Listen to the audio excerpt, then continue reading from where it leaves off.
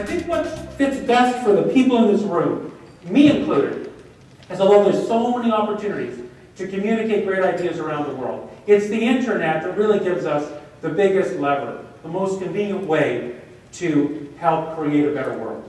And here's why. I want you to consider the context. Because we all live and breathe the internet. It's hard even to imagine what it was like before the internet was so ubiquitous. And this is a video. Imagine, if you will, sitting down to your morning coffee, turning on your home computer to read the day's newspaper. Well, it's not as far-fetched as it may seem. In fact, most local San Francisco papers are investing a lot of money to try and get a service just like that started. Science editor Steve Newman reports on one person already using the brand-new system. 17 stories up in his fashionable North Beach apartment, Richard Howard is calling a local number that will connect him with a computer in Columbus, Ohio. Meanwhile, across town, in this less than fashionable cubbyhole at the San Francisco Examiner, these editors are programming today's copy of the paper into that same Ohio computer. When the telephone connection between these two terminals is made, the newest form of electronic journalism lights up Mr. Howard's television with just about everything the Examiner prints in its regular edition. That is, with the exception of pictures, ads, and the comics. Newspapers around the country are currently in the computer network, and within the next few weeks, 3 others will join in. This is an experiment for trying to figure out what it's going to mean to us as editors and reporters and what it means to the home user. And we're not in it to make money.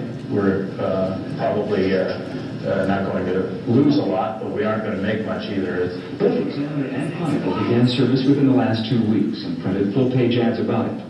Of the estimated 2,000 to 3,000 home computer owners in the Bay Area, the Chronicle reports over 500 have responded by sending back coupons. Even though the electronic newspaper isn't as spiffy looking as the ads imply, people using the system are excited about its potential. With this system, we have the option not only of seeing the newspaper on the screen, but also optionally we can copy it. So anything we're interested in, we can go back in again and copy it onto paper and save it, which I think is the future of the type of interrogation an individual will give to the newspapers. This is only the first step in newspapers by computer. Engineers now predict the day will come when we get all our newspapers and magazines by home computer, but that's a few years off. So for the moment at least, this fellow isn't worried about being out of a job. Steve Berman, News Center 4. Well, it takes over 2 hours to receive the entire text of the newspaper over the phone. With an hourly use charge of $5, the new telepaper won't be much competition for the 20-cent street edition. It won't be much competition for the 20-cent street edition.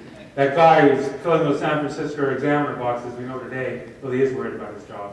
And the transformation we've seen makes this comical. And yet, we live in a world where, for the vast majority of humanity, the internet remains a rumor. Nicholas Negroponte reminds us that for most human beings, they've never touched the internet, they've never seen the internet, they've never smelled the internet, they've never tasted the internet. And yet this is the decade where all that will change, because today, the minority of humanity is online.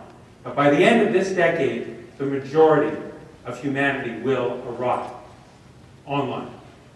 And we have to ask ourselves, what will that experience be like for them when they arrive? Are you familiar with the term digital divide?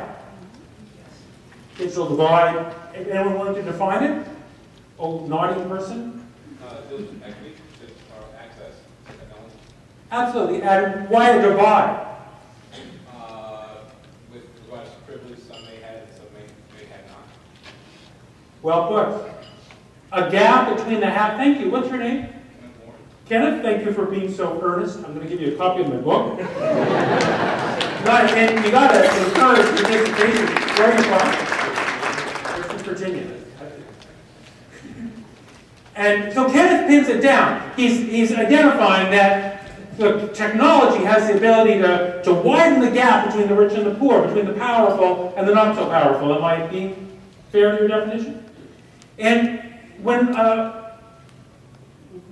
Professor Brook, a friend of mine from Salzburg, Austria, talks about the digital divide, he sees it as 4 screens. He describes the first screen as the movie screen. That movie screen where we first all gathered, an audience like this, in a theater, perhaps you were at the Virginia Film Festival the last few days, enjoying the power of the first screen. But it's a community coming together to view a screen.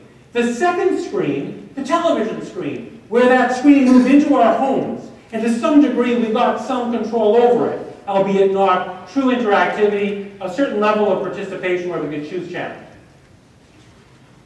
And that medium spread globally at a pace that was absolutely unprecedented. It took radio over 40 years to find its way to a majority of homes in America. Television took 5. Of course, the internet beat that. The third screen, the laptop computer, the computer in general, that allowed everyone access to information and a truly interactive experience. But for the majority of humanity, it's this fourth screen. It's this screen that they're going to have their first taste of the global network. And it's such an important screen to design for. I mean, Melissa and Mike will be teaching us about that after lunch if we choose to go to their session. But the beauty of it is that the majority of humanity can find their first experience on the web. And it's up to us to determine, to a great degree, what will that experience be? Will it be selling them more stuff? Will it be convincing them that they're not tall enough, not white enough, they don't smell right, that their hair is not the right color, and that they need stuff, that they need to consume stuff in order to join the global population? Or will we be sharing the ideas that are truly worth sharing?